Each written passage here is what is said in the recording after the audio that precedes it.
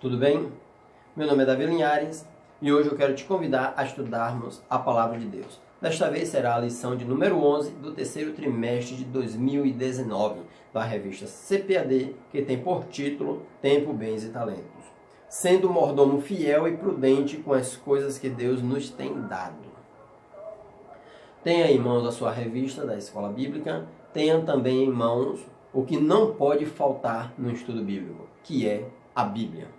Tenha também em mãos o material de anotações, para que você possa anotar todos os versículos que serão ministrados a partir de agora e possa conferir na Palavra de Deus tudo aquilo que foi exposto para você. E você então poderá fazer as comparações. Você que é um professor, você que é um aluno da Escola Bíblica Dominical assíduo e que ama a Palavra de Deus, precisa fazer estas coisas, pois você será muito edificado quando você agir desta maneira. Meu propósito aqui é mostrar para vocês de forma direta e objetiva o que a palavra diz, abordando temas relacionados à nossa Escola Bíblica Dominical. Também vou trazer para vocês alguns outros tipos de estudos de curiosidades que nos cercam e nos questionam a todo momento acerca da palavra do Senhor. Quero utilizar 100% a palavra de Deus para assim nos conduzirmos aos ensinamentos que agrada a Deus. Quero também dizer para vocês que eu estou isento de qualquer tipo de ideologia religiosa ou dogmática de qualquer tipo de instituição. Eu tenho um compromisso firmado com Deus e com a sua palavra. Então eu já te peço que você se inscreva neste canal, caso ainda não seja, coloque seus comentários, ative o sininho de notificações, porque toda semana estarei trazendo vídeos de estudos da Palavra do Senhor. E também não esqueça de dar um gostei.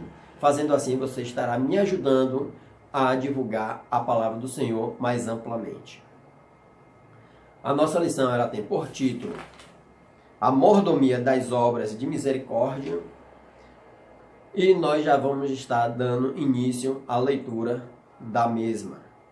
O seu texto áureo se encontra em Tiago, capítulo 2, versículo 13, que diz assim: porque o juízo será sem misericórdia sobre aquele que não fez misericórdia, e a misericórdia triunfa sobre o juízo. A verdade prática: o cristão tem o privilégio de exercer a misericórdia junto aos necessitados, como expressão do amor de Deus. A nossa leitura bíblica em classe se encontra nos livros de Atos e de Lucas. No livro de Atos é no capítulo 4, versículo 32 ao 35, e Lucas, capítulos 10, do 30 ao 37. Mas nós vamos estar citando apenas os versículos 30, 36 e 37 do livro de Lucas, capítulo 10. No livro de Atos diz assim, a partir do versículo 32. E era um coração e a alma da multidão dos que criam. E ninguém dizia que coisa alguma do que possuía era sua própria, mas todas as coisas lhe eram comuns. E os apóstolos davam com grande poder testemunho da ressurreição do Senhor Jesus. E em todos eles havia abundante graça.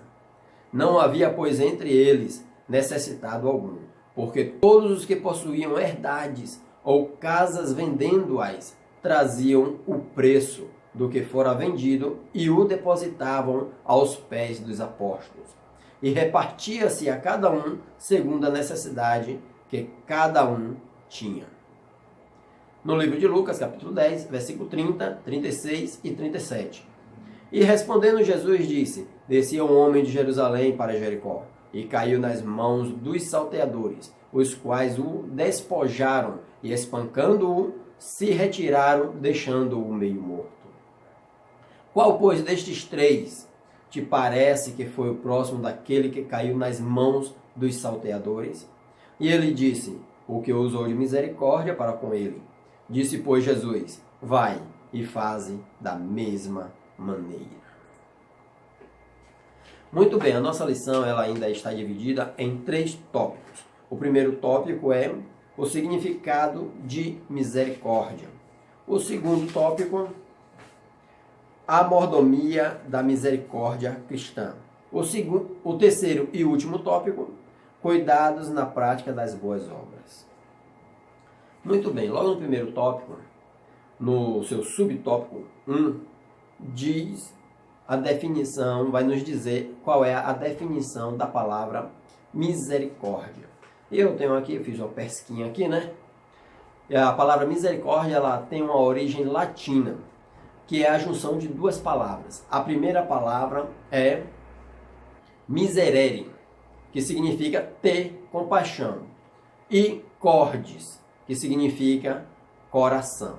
Isso nos dá o entender de que misericórdia é você ter compaixão de coração. É você ter a capacidade de sentir na pele o que aquela outra pessoa está sentindo. É a capacidade que você tem de sofrer juntamente com aquela outra pessoa pelo que está acontecendo na sua vida. E isso, na verdade, vem através de Deus. E por isso nós nos tornamos também pessoas misericordiosas. Ou melhor, em falar de misericordioso, nós não temos outro a quem nos espelhar senão do próprio Deus. Ninguém é tão misericordioso como Ele. Em Êxodo capítulo 34, versículo 6 ao versículo 7, diz assim: E passando o Senhor por diante dele, clamou: Senhor, Senhor Deus compassivo, clemente e longânimo, e grande em misericórdia e fidelidade, que guarda a misericórdia em 1000 gerações, que perdoa a iniquidade, a transgressão e o pecado, ainda que não inocenta o culpado, e visita a iniquidade dos pais nos filhos, e nos filhos dos filhos, até a 3ª e 4ª geração. Aqui nós percebemos o tamanho da misericórdia em que Deus tem para com a sua criação. Deus ele é extremamente misericordioso e Ele nos ensina também a sermos misericordiosos. Por isso, nós precisamos ter em nossos corações um sentimento de misericórdia. Quando nós falamos em misericórdia, nós precisamos entender que nós não fomos destruídos ainda por causa das misericórdias de Deus. Misericórdia também significa graça, que por sua vez significa favor imerecido. Aqui nós vemos em Êxodo capítulo 34 que Deus ele é extremamente misericordioso conosco, apesar dele não inocentar nós por causa dos nossos pecados, mas por causa das suas misericórdias que ele nos perdoa. Então assim também nós precisamos perdoar aquele que tem nos ofendido, aquele que tem nos procurado nos atingir, nos maltratar. Nós, através da misericórdia de Deus, que nós também somos devedores do Senhor por causa das nossas transgressões, precisamos assim estar perdoando a quem nos ofende. E isso foi o ensinamento do próprio Jesus Cristo, quando nos ensinou a orar o Pai Nosso. Quando ele diz: perdoa-nos os nossos pecados, assim como nós perdoamos a quem tem nos ofendido. Isso não significa que você vai inocentar uma pessoa por causa do seu pecado, porque a consequência com certeza ela virá. Da mesma forma, Deus ele não nos inocenta por causa dos nossos pecados, mas ele é misericordioso, longânimo e nos perdoa. Em Lamentações de Jeremias, capítulo 3, versículo 22, diz: as misericórdias do Senhor são a causa de não sermos consumidos, porque as suas misericórdias não têm fim. Renovam-se cada manhã, grande é a tua fidelidade. Então aqui quando nós falamos em misericórdia, nós percebemos que nós precisamos das misericórdias de Deus. E por causa das suas misericórdias é que nós não somos destruídos e consumidos de uma vez por toda, por causa do amor de Deus. Afinal, ter misericórdia é amar ao próximo, é amar ao irmão como a nós mesmos. A mordomia da misericórdia cristã.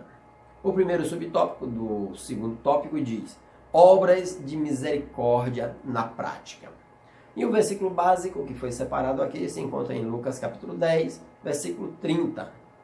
Vai do 31 ao 33, nós já lemos na leitura bíblica em classe, que diz assim: Jesus prosseguiu dizendo: certo homem descia de Jerusalém para Jericó e veio a cair em mãos de salteadores, os quais, depois de tudo lhe roubarem e lhe causarem muitos ferimentos, retiraram-se, deixando-o semi-morto. Casualmente descia um sacerdote por aquele mesmo caminho, e vendo-o, passou de largo. Semelhantemente, um levita descia por aquele lugar, e vendo-o, também passou de largo. Certo samaritano que seguia o seu caminho, passou-lhe perto, e vendo-o, compadeceu-se dele. Aqui nós percebemos que a obra de misericórdia é um ensinamento dado diretamente pelo próprio Jesus Cristo. Nós vemos no tópico anterior que nós somos dignos, ou melhor, nós precisamos das misericórdias de Deus para não sermos destruídos por causa das nossas ofensas e dos nossos pecados contra o Senhor. E Deus, ele não inocenta a ninguém, mas apesar de tudo isso, ele é misericordioso para conosco e nos ama com amor incondicional. E a mesma coisa, Jesus nos ensina a amarmos o nosso próximo como a nós mesmos. E isso foi o que Jesus estava falando para os doutores daquela época, os religiosos que tinham a Torá como principal ângulo da sua doutrina bíblica, da sua religião. Eles pregavam a lei, mas não viviam a lei, mas queriam usar a lei para ofender as pessoas, para condenar as pessoas, quando eles mesmos não as cumpriam. E Jesus começa a falar da necessidade para aquele homem acerca das misericórdias. E o que eu acho interessante aqui é que Jesus utiliza um homem chamado bom, que seria então o samaritano. Mas Jesus conta a parábola do bom samaritano. E para você, talvez que não saiba, os samaritanos, eles não se davam com os judeus. Na verdade, no tempo passado, inclusive eu já falei sobre isto em um dos vídeos na nossa lição, que os samaritanos, eles são povos mestiços do povo de Israel. Pois o povo de Israel, eles se dividiram em duas partes. 10 tribos foram para uma parte, outras 2 tribos foram para outra. A saber, as 2 tribos que eram formadas pelo povo judeu e pelo povo da tribo de Benjamim. Essas duas tribos se juntaram e adoravam a Deus, enquanto as outras 10 tribos foram para um lugar remoto onde não podia adorar ao Senhor no templo. E então ficou essa divisão. Eles tinham os samaritanos como pessoas pecadoras. E aí Jesus vai e utiliza exatamente um homem samaritano como exemplo e como um praticante nato da misericórdia. Veja que pelo caminho quem primeiro passa é um sacerdote.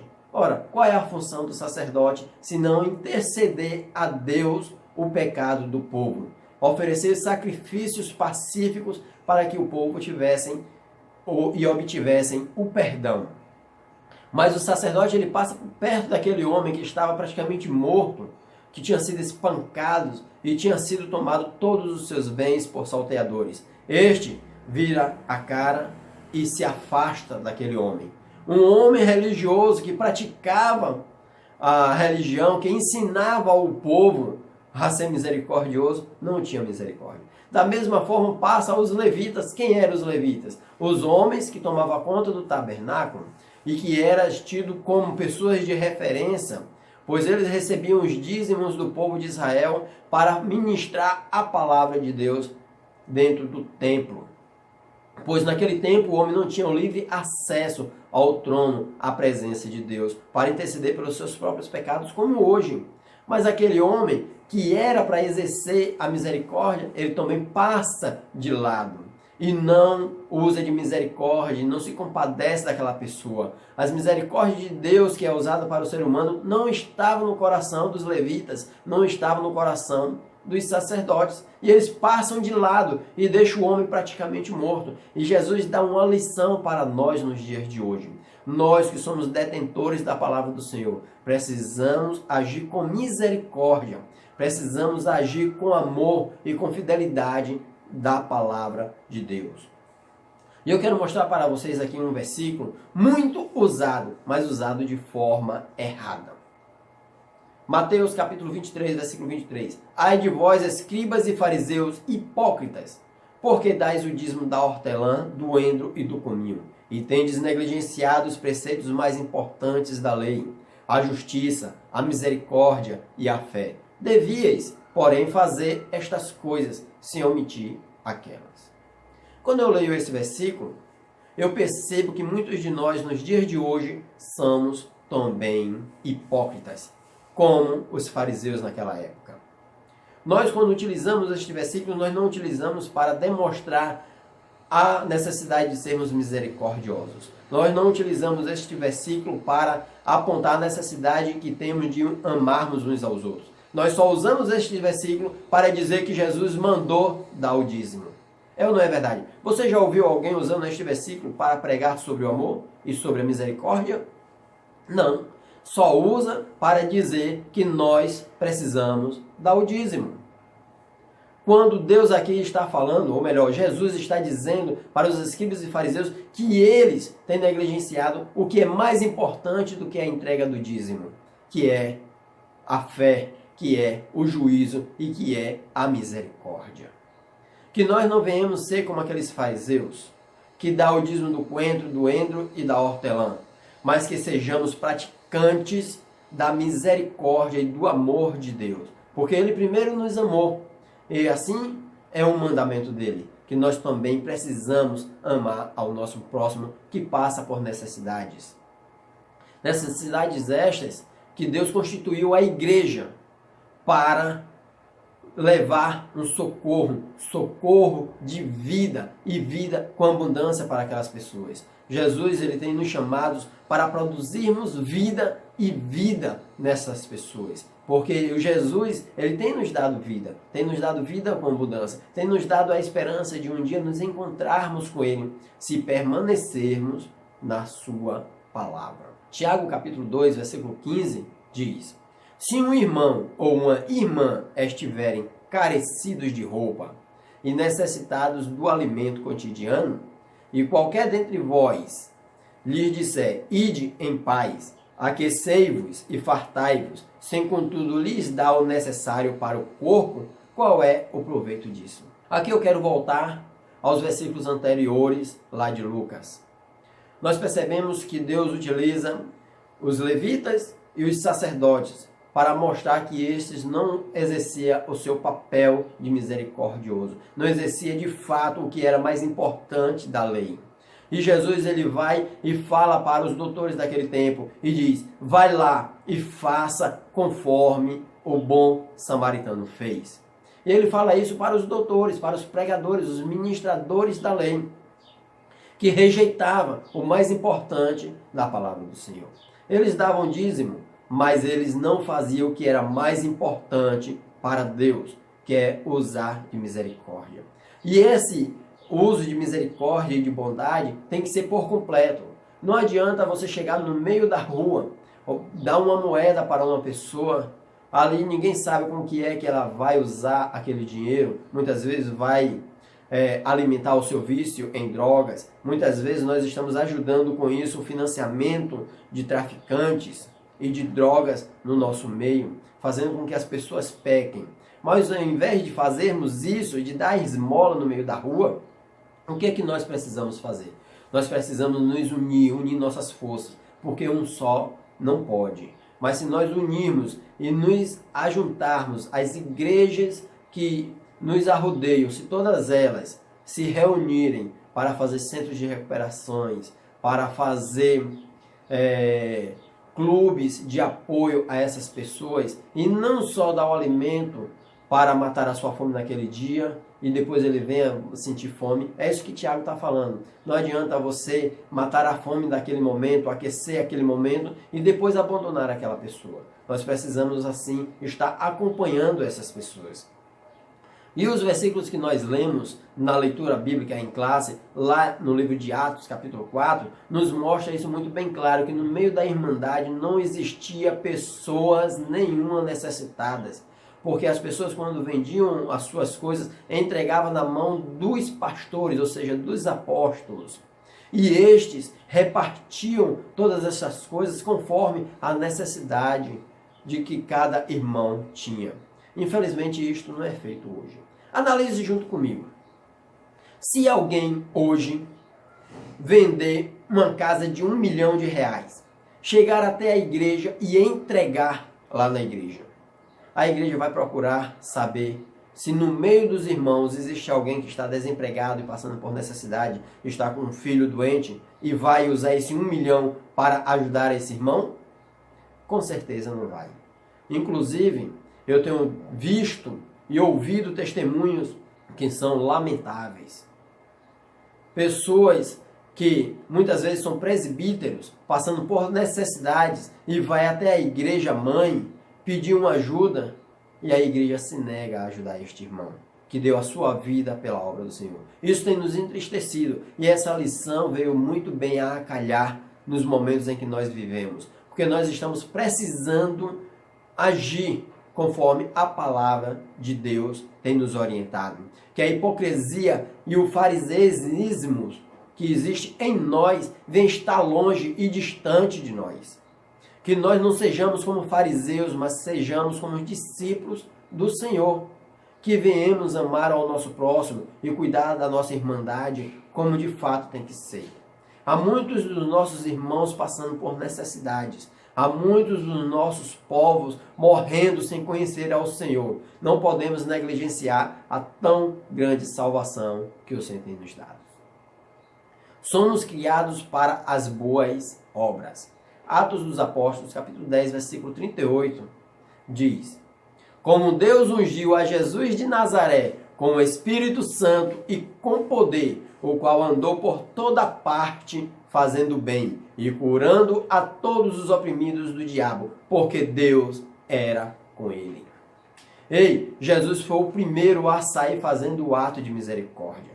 A Bíblia diz em João capítulo 3, versículo 16, que Deus amou o mundo de tal maneira que deu seu Filho unigênito, para que o mundo não morra, mas que tenha vida e tenha vida eterna. Jesus foi o primeiro que veio ungido pelo Espírito Santo de Deus e fez obras maravilhosas.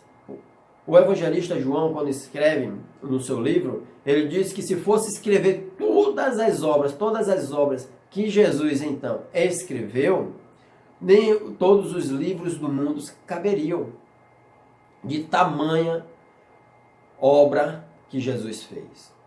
E nós também temos o Espírito Santo e temos o poder dado por Deus para fazermos as obras. Inclusive, Jesus ensinou isso aos seus discípulos.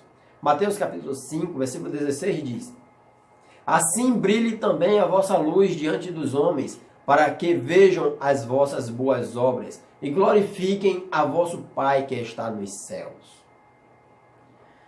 Perceba que Jesus aqui ele começa a dizer: vocês são diferentes, vocês receberam o Espírito Santo, vocês recebem o poder dado de Deus através da minha vida, através do meu ato de misericórdia, o ato de misericórdia de Jesus. E Jesus começa a fazer uma simbologia, ele começa a dizer: olha, não se pode esconder uma cidade que é edificada em cima do monte. Eu não sei se você já percebeu, se já viajou durante a noite, mas quando nós passamos por uma região montanhosa e que do lado de trás desta montanha tem uma cidade edificada, a gente consegue ver um clarão ao redor deste monte. Então nós podemos identificar que atrás daquele lugar existe um povoado, existe uma civilização, existe uma cidade. Agora imagine só você, esta cidade em cima do monte.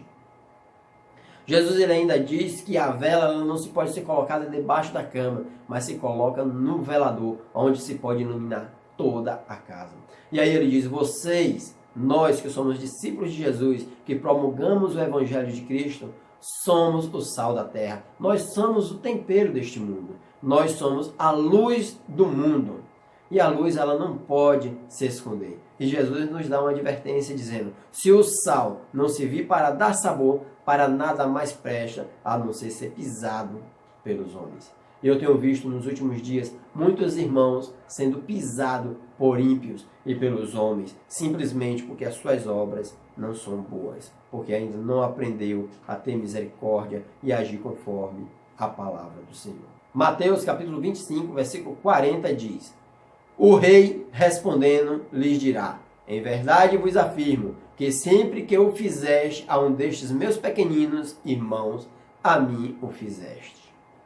Jesus aqui, ele antes de falar estas coisas, ele estava dizendo que na sua vinda ele vai rejeitar a muitos e vai separar os bodes das ovelhas, vai separar o trigo do joio e vai dizer: vinde benditos do meu Pai, porque eu tive fome e me deste de comer, tive sede e me deste de beber, estive preso e fostes me visitar, estive também com frio e nu e vocês me deram a vestimenta e vocês cobriram então a minha nudez. Naquele dia, muitos que seguirão a Cristo e que foram fiéis à sua palavra irá perguntar: Senhor, quando foi que tivemos preso e fomos te visitar, ou fome te demos de comer, ou nu e te demos de vestir? E por aí vai. E Jesus vai dizer: todas as vezes em que você fizer a um destes meus pequeninos, vocês estão fazendo a mim. Toda vez que você ajuda uma irmã na sua necessidade, um irmão na sua necessidade, toda vez em que você pega uma pessoa drogada que está lá no mundo, fala de Jesus para ele, apresenta o Senhor para ele, traz ele para a igreja, dá roupa, dá alimento e cuida com toda a sorte de benevolências e com todo amor, carinho e misericórdia, assim como Jesus nos ensinou, você está fazendo ao próprio Deus. E é isso que o Senhor espera da sua igreja nos dias atuais. Provérbios capítulo 11, versículo 30 diz: o fruto do justo é árvore de vida, e o que ganha almas é sábio.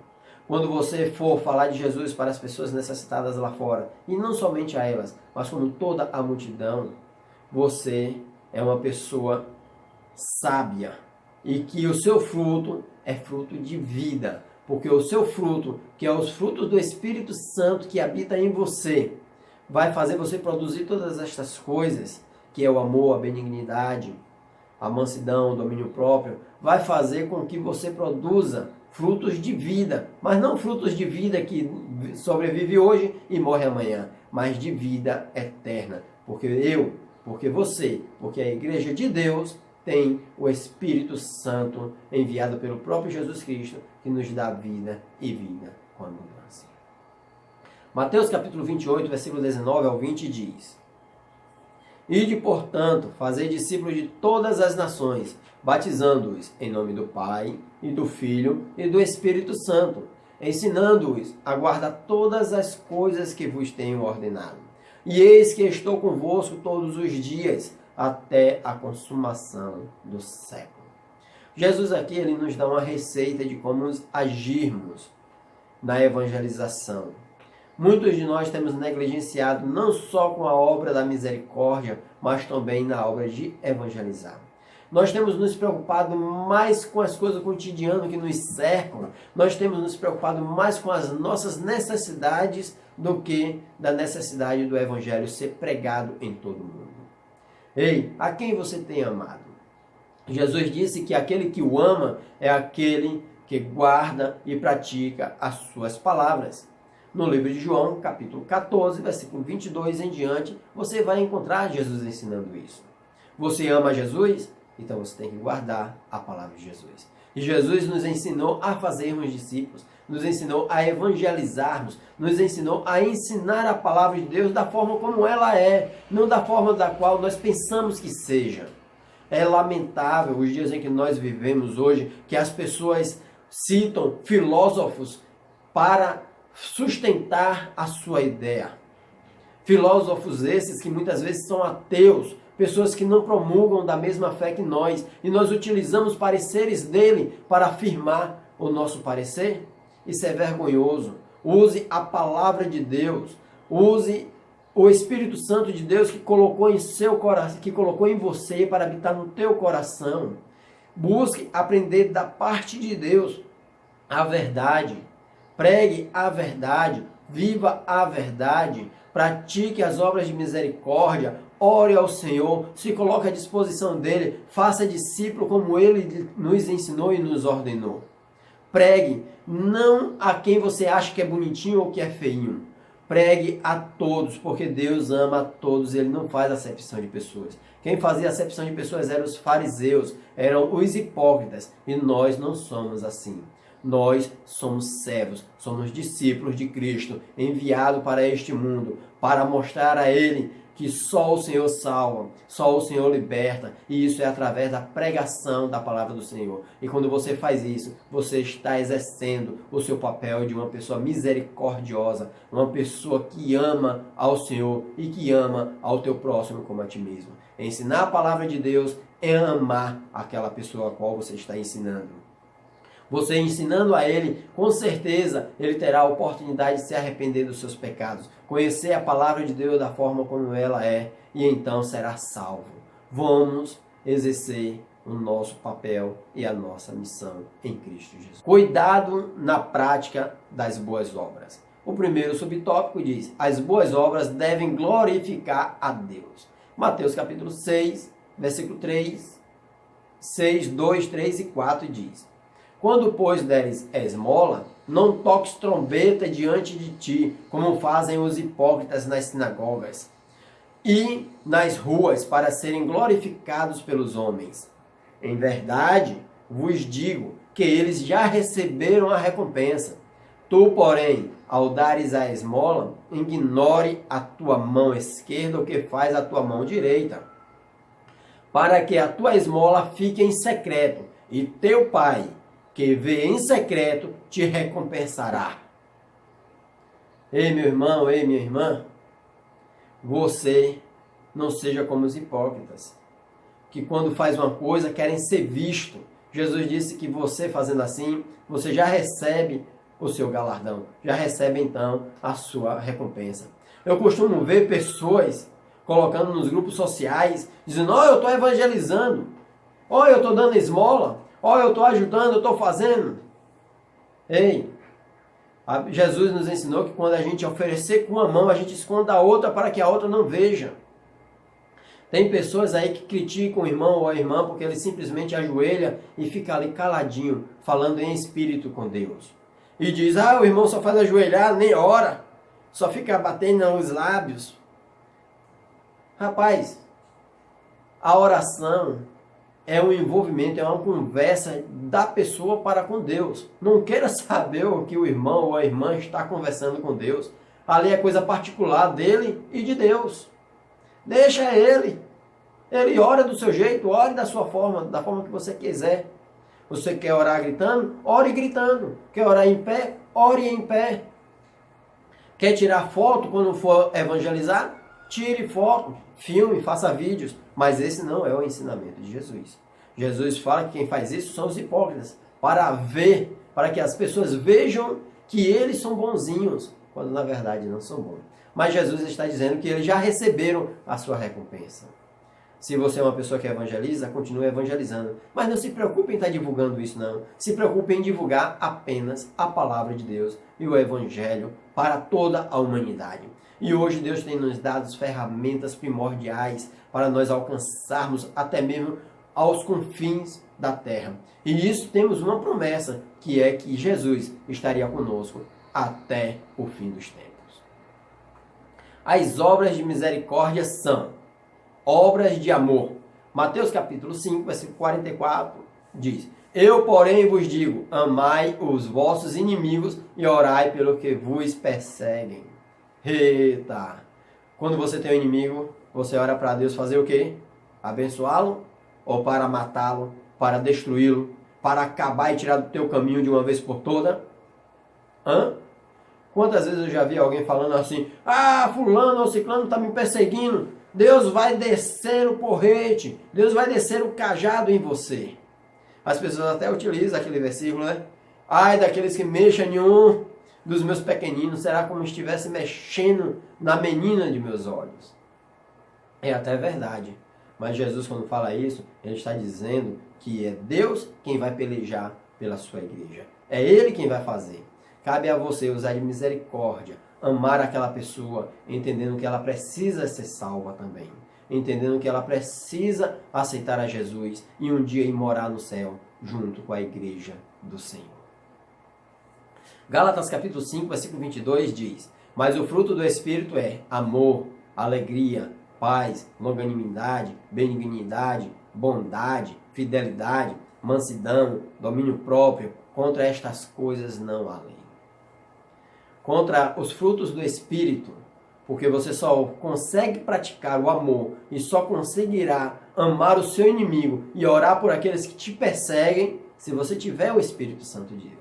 Se você não tiver o Espírito Santo de Deus, a única coisa que vai surgir em seu coração é o desejo de vingança, é o desejo de fazer justiça com as próprias mãos. Mas quando você tem o Espírito Santo de Deus, você entrega isso nas mãos do Senhor.